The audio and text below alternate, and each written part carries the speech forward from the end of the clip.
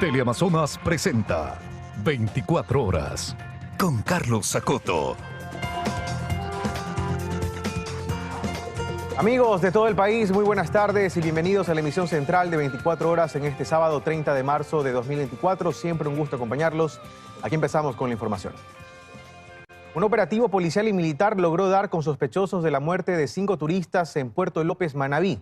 Según la policía, detrás del crimen estaría una banda narcodelictiva que opera en este balneario. Al momento, un contingente militar tiene sitiada la zona. Ante la muerte de las 5 personas oriundas de Pedro Carbo y asesinadas en la vía Santa Elena pasando a Yampe, del sector de Puerto López, Manabí, la policía logró dar con un sospechoso y capturar a 2 sujetos, con armas, municiones y artículos robados, tras un operativo con el personal del Comando Conjunto de las Fuerzas Armadas. Y es que la gente está consternada por lo ocurrido, pues una familia llegaba a Puerto López a pasar el feriado de Semana Santa y una banda narcodelictiva los irrumpió. Se presume que se trataría pues de una presunta confusión entre organizaciones criminales. Aparentemente, pues los victimarios habrían confundido aparentemente a estos sujetos como sus adversarios en el tema de la disputa del microtráfico en el sector. Ya en la escena del crimen se encontraron 23 indicios balísticos de todos los calibres, entre ellos uno que guarda relación con otros crímenes ocurridos en San Vicente y otras zonas de Manabí en los últimos días.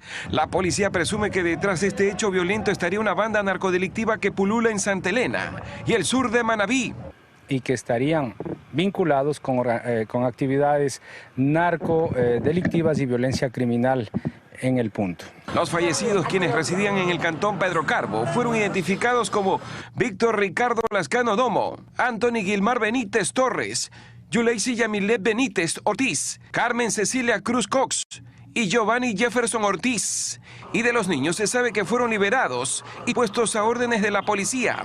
Al momento se conoce que Puerto López está sitiado por militares y en coordinación con la policía realizaron varios allanamientos en viviendas donde se encontró armamento, municiones, carros y motores fuera de borda, reportados como robados. Todo esto bien escondidos en varios inmuebles. Todo lo están uniendo para saber si las bandas narcodelictivas quieren ganar terreno en Puerto López, Manabí. 4 personas, entre ellas un militar, fueron acribilladas. Esto sucedió en el barrio La Pradera de la ciudad de Manta. La policía investiga este hecho violento donde los sicarios serían los mismos que han atacado otros sectores de la ciudad. Fue en horas de la mañana donde varios sicarios terminaron con la vida de un militar en servicio activo y 3 más, quienes lo acompañaban en el barrio La Pradera de la ciudad de Manta. Según la policía, ingerían licor cuando fueron sorprendidos por los matones. Lo que se investigó y se sabe hasta ahora que los señores se encontraban en una esquina que hay una pequeña choza, estaban conversando, llegó un vehículo y les disparó contra su humanidad. Un vehículo llega y comienza a disparar sobre la humanidad de las personas que se encontraban reunidas en un lugar del sector. De este atentado, el militar recibió 8 impactos de bala, de la cual existen 3 víctimas colaterales, quienes estaban en el sitio, e inmediatamente fueron llevadas en vehículos particulares hasta una casa de salud. 2 personas que fueron trasladadas hasta las casas de salud más cercanas, pero después de unos minutos fallecieron. Después de que se dieron todos estos hechos, se verificó de un vehículo que fue incinerado, se estaba haciendo pues la respectiva reconocimiento del vehículo, a ver si ha sido uno de los vehículos que participó en estos hechos. Y es que la Policía Nacional con sus equipos especializados llegaron al sitio para recopilar información de este hecho violento. Según el coronel Emerson Luna, confirmó que el arma utilizada es una de grueso calibre tipo fusil, con la que se cometió este hecho delictivo. De su lado, el fiscal Carlos Llanes también informó que se va a investigar por qué el militar se encontraba en el lugar, ya que tenía que presentarse en su guardia con las Fuerzas Armadas para cumplir con su turno. Según los registros de la Policía Nacional, de enero a marzo se han registrado 176 muertes violentas, situación que no para, y todo según las investigaciones por el tema de drogas. Y escuche esto, Wilman Terán, expresidente del Consejo de la Judicatura, fue trasladado esta mañana a la cárcel La Roca en Guayaquil, centro de privación de libertad de máxima seguridad. Esto se debe al hacinamiento existente en la cárcel 4 de Quito, donde permanecía el exfuncionario. Wilman Terán es procesado por delincuencia organizada por presuntamente beneficiar con fallos judiciales a peligrosos operadores del narcotraficante Leandro Norero cuando desempeñaba funciones como juez de la Corte Nacional de Justicia. Esta es una trama de corrupción que involucra también a jueces y fiscales. En el denominado caso Metástasis, Terán está detenido desde el 15 de diciembre de 2023. En los próximos días se esperan nuevos traslados desde la cárcel 4 a La Roca. Y este jueves el presidente de la República, Daniel Noboa, dispuso la creación de un comité de manejo de crisis. Dicho organismo será el encargado de tomar acciones más efectivas en caso de crisis en el país. Además, en este decreto se modificaron las funciones del ECU 911. Con el fin de coordinar y unir acciones interinstitucionales de la función ejecutiva en momentos de crisis de seguridad, el presidente de la República, Daniel Noboa, firmó el decreto ejecutivo 213, en el que dispone la creación del Comité de Manejo de Crisis, un órgano directivo de alto nivel, el mismo que permitirá articular la respuesta y la toma de decisiones inmediatas que permitan solucionar la crisis. En 9 artículos, 2 disposiciones generales y 7 disposiciones transitorias se establece, entre otras cosas, que el comité gestionará y utilizará la inteligencia estratégica para anticipar y mitigar posibles amenazas, coordinar para que las funciones esenciales del Estado sigan operando y se puedan mantener el orden constitucional y la estabilidad en el país en situaciones de crisis, así como garantizar una comunicación clara y transparente sobre la situación de crisis y las acciones adoptadas por el gobierno. Este nuevo comité tendrá 7 integrantes, entre ellos el presidente de la República o su delegado, el titular de la entidad que ejerza las funciones de coordinación entre los órganos que conforman el sistema de seguridad pública y del Estado, el titular de la entidad rectora de la seguridad ciudadana, protección interna y orden público, el titular de la entidad rectora de la defensa nacional, el titular de la entidad rectora de gobernabilidad y gestión política, el titular del ente rector del Sistema Nacional de Inteligencia y el titular del organismo técnico del Sistema Nacional de Rehabilitación Social. Además, se reestructurará las competencias y la conformación del Comité Intersectorial del Servicio Integrado de Seguridad ECU 911. Al respecto, dicha entidad ya emitió un comunicado en el que afirma que ya se reformaron los artículos del decreto que estableció sus funciones en 2011, en el que se establece que los miembros del comité, que serán representantes del Ministerio del Interior, Ministerio de Defensa, Ministerio de Salud, la Secretaría de Inteligencia y la Secretaría de Gestión de Riesgos, deberán tener conocimientos especializados en el ámbito de seguridad. Además, con la creación de este comité se podrá justificar la adopción de las decisiones de forma reservada, secreta o secretísima, si así lo establece el Sistema Nacional de Inteligencia. Y mucha atención, a partir de abril, cada galón de Eco, Extra y Diésel subirá 7 centavos aproximadamente. El presidente de la República firmó un decreto regularizando los precios a propósito del incremento del IVA. Desde este lunes 1 de abril el IVA se incrementa del 12 al 15% y con ello también el alza del precio del combustible. A través de un decreto ejecutivo del presidente Daniel Noboa se estableció el aumento del precio de la gasolina extra, diésel y el cilindro de gas. Expedir reformas al reglamento sustitutivo para la regularización de precios de los derivados de los hidrocarburos. Según lo expuesto en el documento, la gasolina extra subirá de $2.40 a $2.46, el diésel de $1.75 a $1.79. Un automóvil que antes se llenaba con 10 galones de extra pagará 65 centavos más para llenar todo el tanque. Los precios señalados deberán incluir al correspondiente impuesto al valor agregado. El precio de la gasolina super también cambiará, aunque el precio final fluctúa por la liberación de costos. En el caso del cilindro de gas, una variación de 5 centavos. Así también lo dispone el artículo 8 del decreto de Noboa, que dice: por lo tanto, el precio oficial de venta al público del cilindro de gas licuado de petróleo para uso doméstico en depósitos no superará el $0.65. El gobierno, a través de un comunicado, aclaró que no se ha retirado los subsidios, sino que únicamente se ha regularizado el precio considerando el nuevo IVA del 15%. Estamos de vuelta, amigos, gracias por seguir con nosotros. Le contamos, Elibe Angulo, alias Estimado y mano derecha del narcotraficante Leandro Norero, rindió su testimonio. Confirmó que Ronnie Aliaga es alias Ruso, mientras que Vivian Hernández, abogada, es la denominada primera dama, aseguró. Conocí al señor Leandro Norero Tigua a mediados del 2021 por medio del señor Juan Pablo Jaramillo.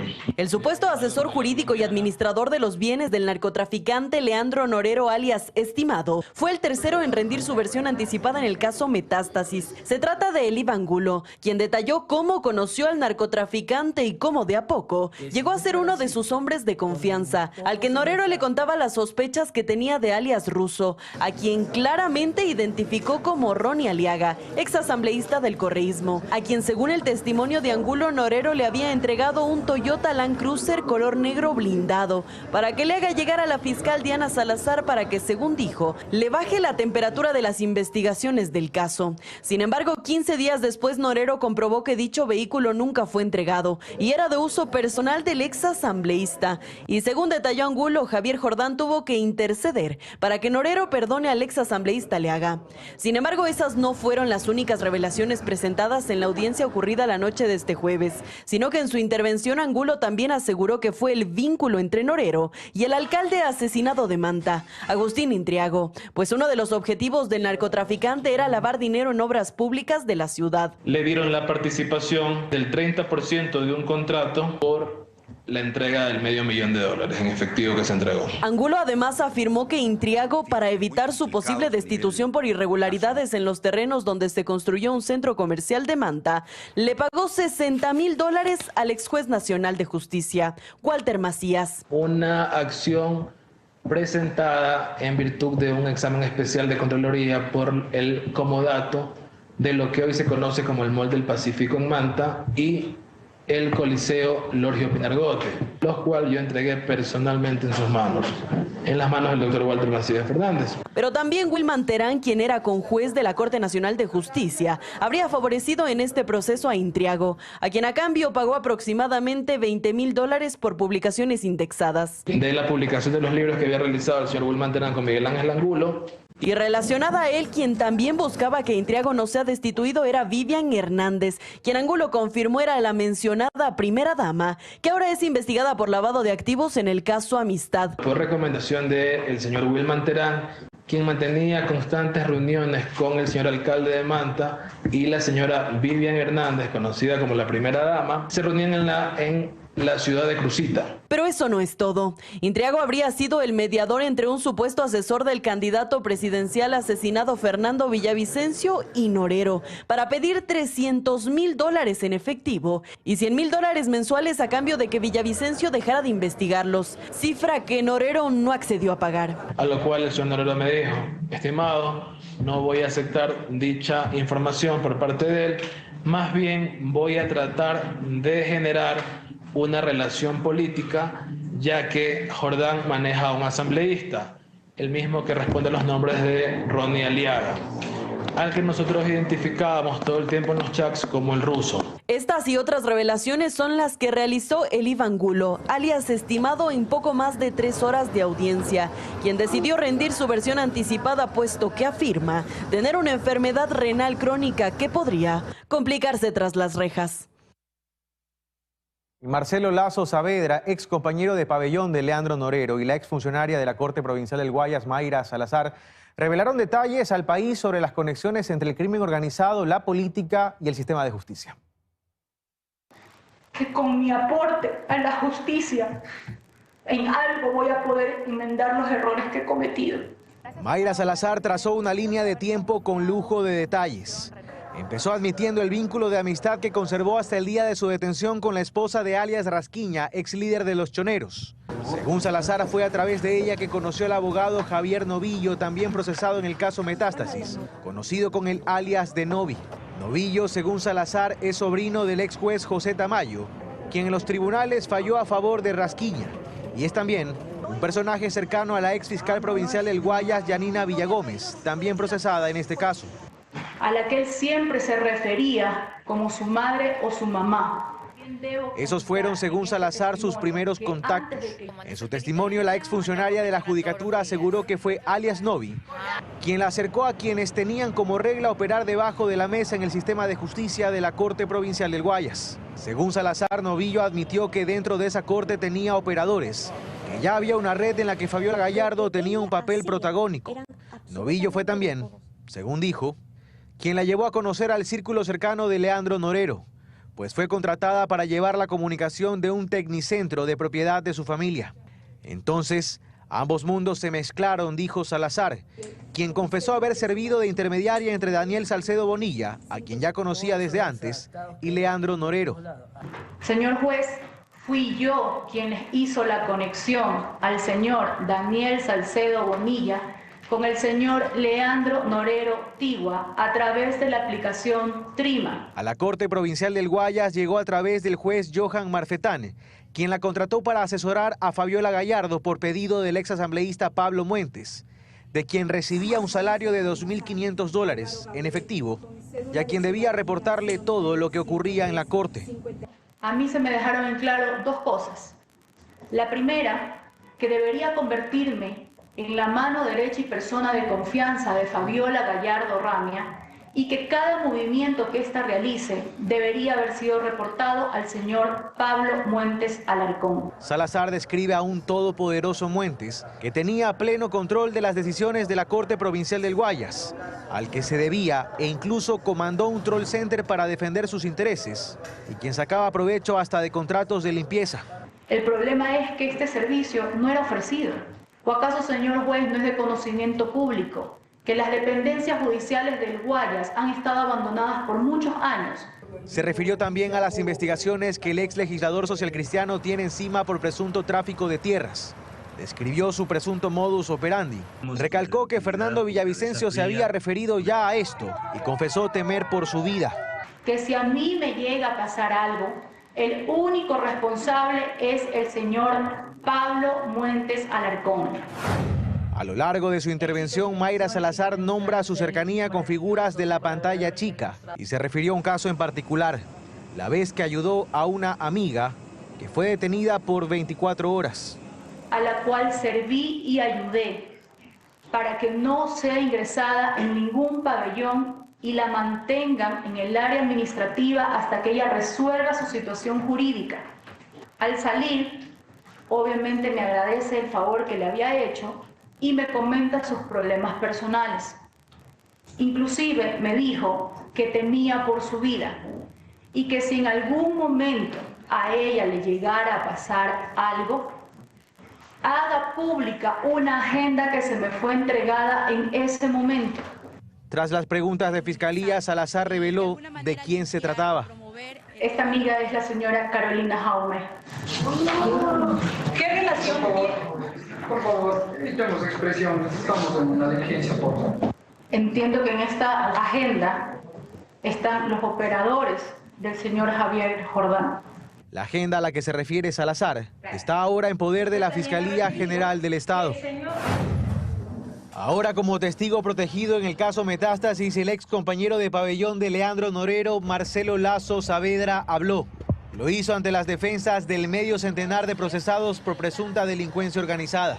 Ratificó que, a cambio de beneficios en prisión, el asesinado narcotraficante entregó dinero en efectivo al ex titular del SNAI, el general de la policía Pablo Ramírez, y dio detalles. Él era el director del SNAI y le ayudaba a Leandro con el tema de las ubicaciones en las cárceles y su seguridad y su comodidad adentro, que no hagan requisas. Lo que Pablito necesita son unos $200.000 en concepto de donación para la SNAI, pero que quería que por favor se los entregue en efectivo en la ciudad de Guayaquil para que no quede registro transaccional del dinero. El enlace entre Pablo Ramírez, al que Norero llamaba Pablito, fue la comisionada para la pacificación carcelaria, Claudia Garzón, quien según Lazo Saavedra también recibió su parte. Yo escuché una conversación en la que Leandro le preguntó si le gustaba el departamento nuevo que tenía en Bogotá. Norero, según el testimonio de Lazo Saavedra, también se habría comunicado con el expresidente Rafael Correa, identificado en otras conversaciones periciadas como RC o Mashi. A través de Trema, el usuario de Correa me parece que era RC5 o RC. Pero la verdad que hablaron un par de veces. Hablaban más que todo de la libertad del señor Jorge Glass. Leandro y Daniel Salcedo estaban invirtiendo en la libertad del señor Jorge Glass con fines políticos, pues sabían que eventualmente él podía coger fuerza, podía volver a tener un cargo político y sabían que les iba a servir. ¿Cómo usted conoce que se refería al señor Rafael Correa? Porque yo vi las videollamadas, yo lo escuché hablando, vi su cara, los vi hablando por teléfono, yo pasaba en la celda con él. ¿Cómo le decía al señor Correa? Mash. Este primer testimonio tomó más de 2 horas. ¿Cómo funciona la aplicación Trema? Y los casos de corrupción Encuentro, Metástasis y Purga ponen contra la pared a 3 organizaciones políticas. Analistas señalan que la permeabilidad de los partidos permitió colocar en posición de elección popular a figuras no idóneas. Son tramas de corrupción cuyas piezas se han movido como tablero de ajedrez, en el cual están involucrados funcionarios, jueces, fiscales y partidos políticos como Creo, Revolución Ciudadana y Partido Social Cristiano, que hoy tienen a sus figuras más cercanas involucradas en los casos Encuentro, Metástasis y Purga. Para Santiago Basabe, académico de Flaxo y analista político, estas revelaciones solo han confirmado el financiamiento ilícito en los partidos políticos y la falta de estructuras democráticas. No hay un mecanismo de procesamiento interno de diferencias, tampoco un mecanismo disciplinario interno. Es lo contrario, ¿no? Una forma de relevarse de la responsabilidad. Porosidad de los partidos que ha permitido poner en puestos de decisión popular a personajes no idóneos. Nosotros hemos visto en estos días, con estos casos, cómo ciertos alcaldes y alcaldesas nacen desde la cárcel y desde estas estructuras criminales. Por otra parte, Basabe advierte que aún con los testimonios anticipados que detallan los claros vínculos de la política con el narcotráfico, no será suficiente para demoler la estructura delictiva. Acá hay un grupo de personas que son los operadores, que son los abogados fundamentalmente, que eso va cambiando los nombres, pero lo que sí es permanente es la mano de obra que se encarga de comprar y vender sentencias, que es el Poder Judicial. Por lo que Carrión ve como necesario que el Estado no abandone el trabajo de la Fiscalía y comience a fortalecer la institucionalidad del país. ¿Qué cambios se está planteando dentro del sistema judicial? ¿Qué cambios se está planteando dentro del SNAI? ¿Qué cambios se está planteando dentro del CNE? Ambos analistas concuerdan que las organizaciones políticas señaladas en estos 3 casos de corrupción se presentarán debilitadas en el 2025, año en el cual también temen que la política pueda convertirse en el epicentro de la violencia. Y ex jueces de la Corte Suprema de Justicia y de la Corte Nacional de Justicia, así como académicos, podrán conformar el comité de expertos que acompañará el proceso de selección de jueces y conjueces. Se lo explicamos. Como parte del concurso de selección y designación de jueces y conjueces de la Corte Nacional de Justicia, el Consejo de la Judicatura conformará un comité de expertos que actuará en las diferentes fases del proceso.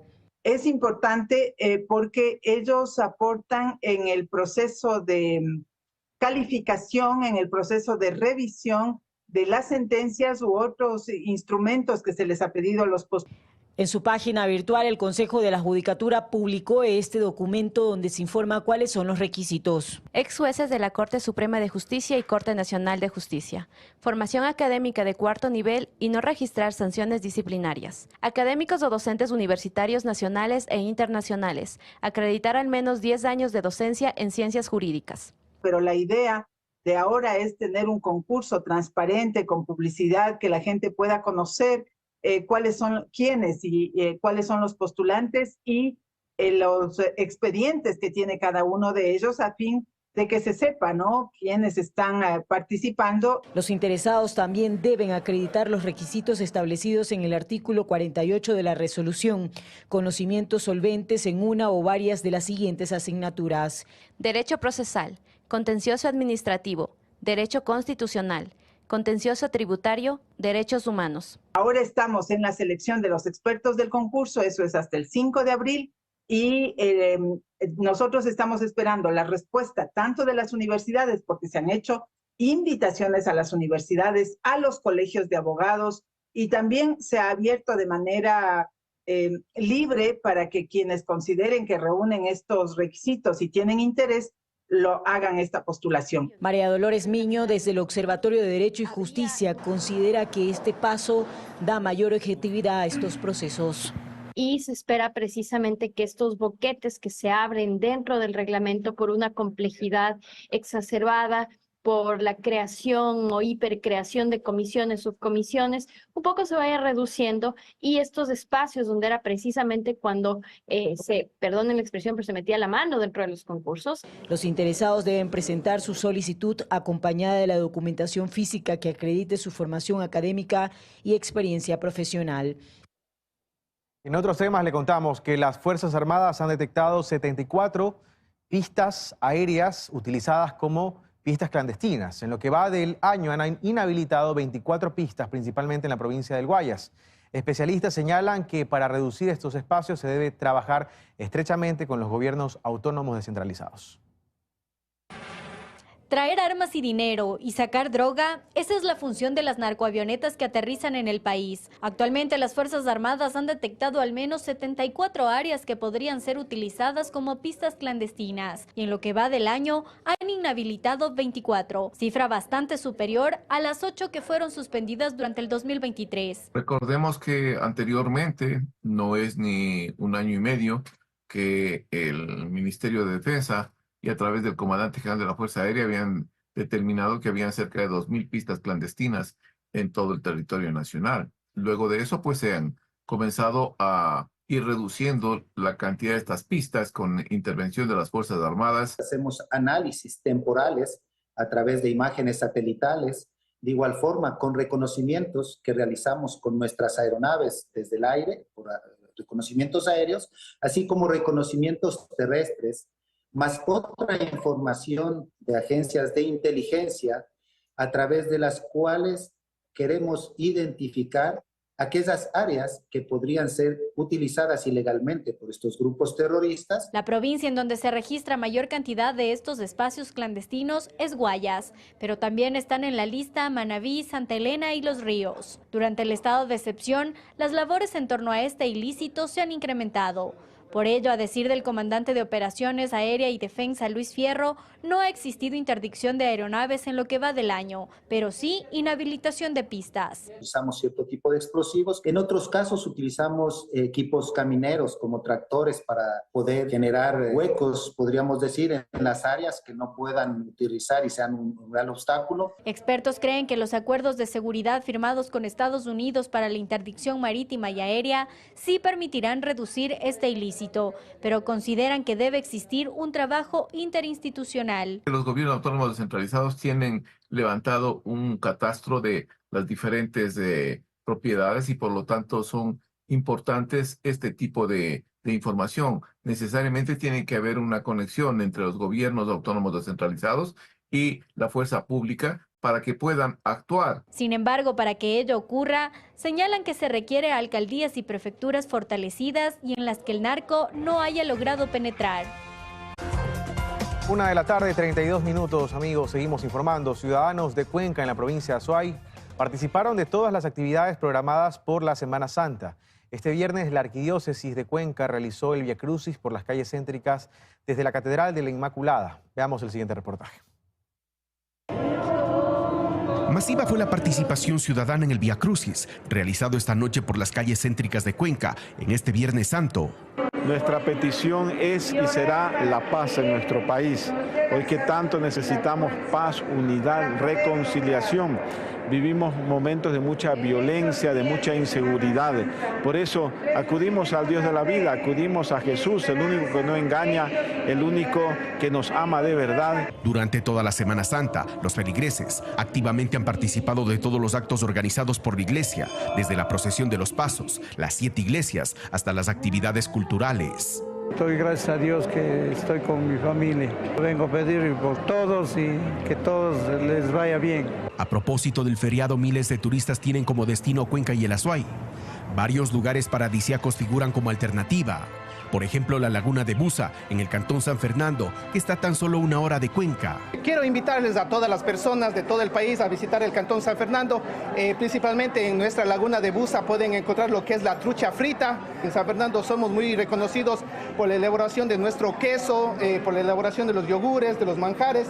Nabón también ofrece una experiencia turística única, con sus hermosos rincones naturales, como la laguna de Morasloma, donde este sábado se realizará el tercer torneo de pesca deportiva. Buscando esa reactivación, como le digo, turística, para mejorar situaciones laborales, mejorar todo lo que tiene que ver con nuestro sector. Cuenca, por su parte, ofrece todos sus atractivos turísticos, desde su hermoso centro histórico hasta sus maravillas naturales. Y miles de turistas han preferido disfrutar las playas en este feriado de Semana Santa y al momento siguen saliendo las familias en sus vehículos. Nuestro compañero Alex Vargas nos informa cómo está el ambiente a esta hora en el peaje de Chongón, en la Vía La Costa. Alex, muy buenas tardes, te escuchamos, adelante. Sí, ¿qué tal? Qué gusto. Buenas tardes. Más de 3.200 vehículos han salido al momento aquí en el peaje del kilómetro 24 de la Vía La Costa, como ustedes pueden apreciar en imágenes. En relación a ayer viernes, que salieron 21.649, según el registro de retorno, tuvieron de 12.096 ciudadanos que fueron a las playas y desde luego regresaron.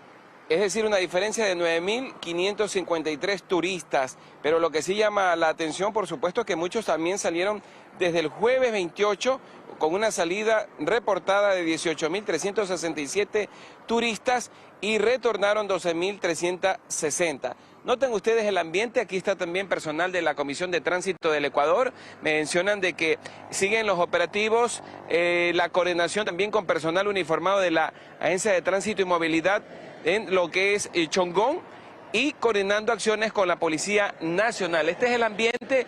Hoy sábado no es mucha la afluencia, mencionan, pero lo que sí llamó mucha la atención fue ayer en horas de la mañana la cantidad de turistas que por supuesto disfrutaron de, bueno, están disfrutando de las playas de Salinas, playas, Montañita, que son los lugares más escogidos, y también mencionan de que están direccionando y promocionando las playas de San Pablo. Algo interesante con respecto a la salida de estas fiestas de Semana Santa, que por supuesto hoy este es el ambiente y desde luego se espera un retorno para el domingo. La cantidad de los demás 30.000 turistas que han salido puedan retornar con total tranquilidad, sin problema alguno y siempre en la expectativa. No se olvide del papelito de Vialco, que por supuesto de presentarse algún accidente, alguna irregularidad, por supuesto algún daño con su vehículo, puede llamar y desde luego recibir la atención debida por parte del cuerpo de bomberos, también la grúa, y desde luego trasladarlos hasta un lugar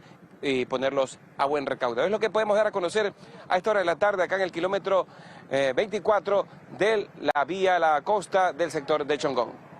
Gracias, Alex, por la información. Que sigan disfrutando del feriado y les deseamos un retorno sin ningún tipo de novedad. Seguimos informando. Los habitantes de Alausí, en la provincia de Chimborazo, se han visto afectados por la falta del funcionamiento de su tren. Esto ha generado un impacto negativo en el turismo.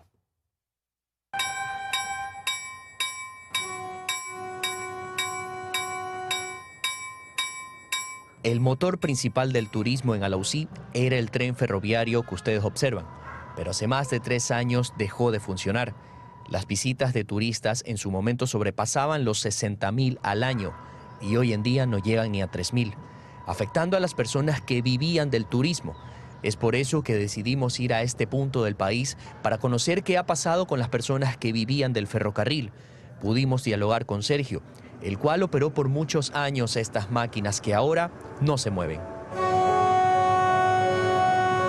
En la actualidad tengo un restaurante con mi esposa, hemos hecho un proyecto de comida en La Higuera, pero estamos también luchando por salir adelante porque no tenemos turistas. Con la pandemia, con el derrumbe del 26 de marzo y con la paralización del 13, fue un complemento total de nuestra inversión, estamos en quiebra ahí.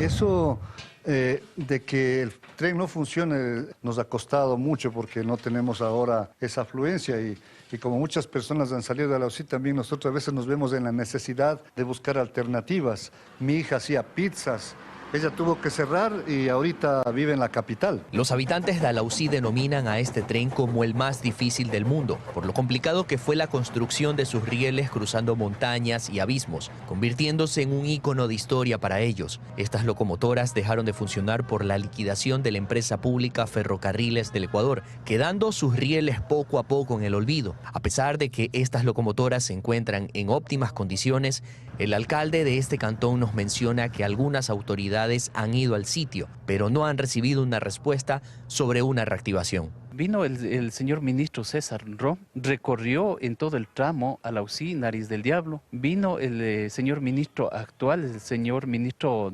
Luque, pero sin embargo no tenemos respuesta. Queremos la respuesta por parte del ministerio competente lo más urgente posible. El clamado de los alauseños es que se reactive el tramo que conduce la estación de Alausí hasta la Nariz del Diablo en Zimbabwe, que comprende 12 kilómetros de recorrido. Para esto nos dirigimos a este lugar donde nos estaba esperando Carmen, para mencionarnos lo que han hecho ellos como habitantes de Alausí para tratar de reactivar el tren.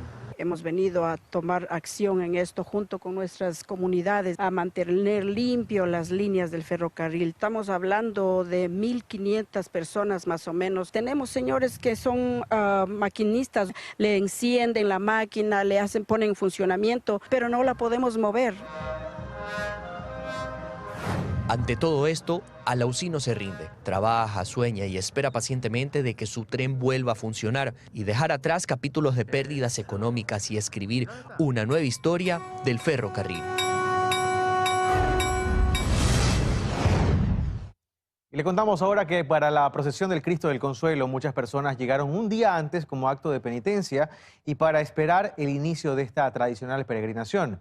Pero detrás de estos fieles existen algunas historias de fe. Veamos el siguiente reportaje.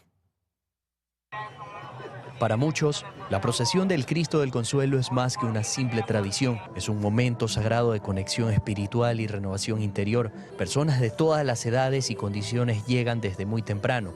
Algunos duermen fuera de la iglesia y otros llegan descalzos. Pero detrás de esta multitud de personas se tejen historias de fe y de mucha devoción. Jenny, son exactamente las 6 de la mañana, pero ¿desde qué hora estás aquí junto con tu familia en los exteriores de la iglesia?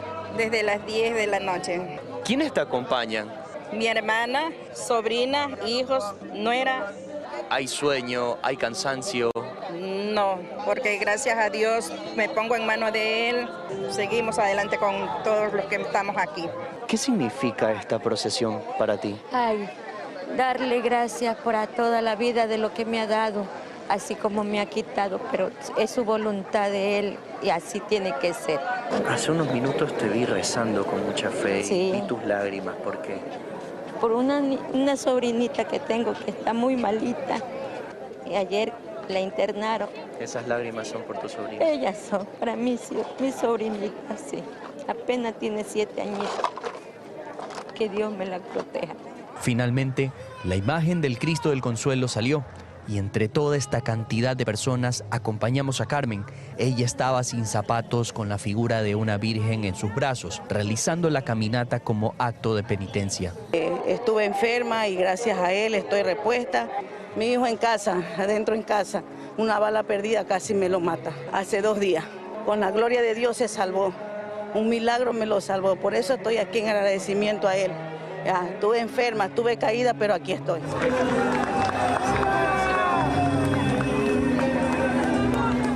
Quiero que vean esta imagen. Acá no hay cientos, hay miles de personas que cada año en Semana Santa se dan visita en el sector del Cristo del Consuelo para hacer esta procesión. Hay niños, hay jóvenes, madres, personas de tercera edad, caminando por largos kilómetros con la procesión del Cristo del Consuelo.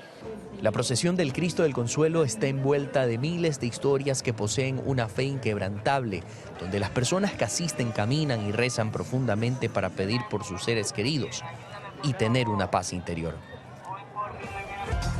Estamos de vuelta, amigos, para contarles que un muerto y 2 personas heridas por el volcamiento de un camión que transportaba agua embotellada es el saldo de un siniestro de tránsito. Se desconoce cuáles fueron las causas de este accidente.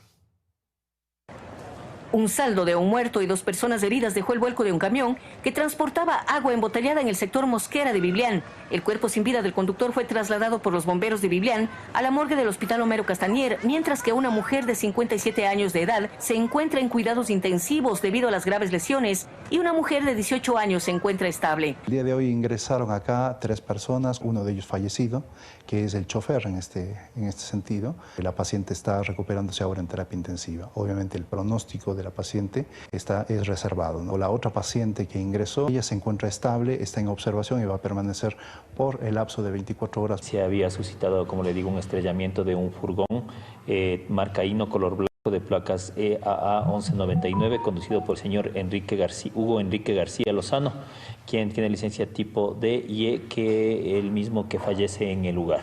Según testigos del lugar, el accidente se dio a las 5 de la mañana. Venimos a ver y estaba aquí el camión y estaban 3 personas. Mi infante venía de lado a lado del carro. Ya venía de lado a lado y todo más. Uno de ellos se estrella aquí contra los postes de la luz porque la luz estaba prendida. A diario son los accidentes, entonces yo sí pediría, vuelvo y repito, una señalización aquí en todo este sector sería de la vía. Técnicos de la empresa eléctrica de la ciudad reparaban los daños para proveer de energía. En este lugar con frecuencia se dan accidentes de tránsito, por lo que se alerta a conducir con precaución. Y la noche de este viernes se registró un accidente de tránsito en el sector de Miravalle, en Quito. El siniestro ocurrió en la avenida Simón Bolívar, en donde un bus se volcó. Versiones preliminares indican que este accidente ocurrió por exceso de velocidad. 12 personas resultaron heridas como producto de este siniestro, en el que además se reportó una intensa lluvia. Los usuarios del bus salieron del automotor por la parte posterior luego de romper los parabrisas. Entidades de socorro atendieron la emergencia.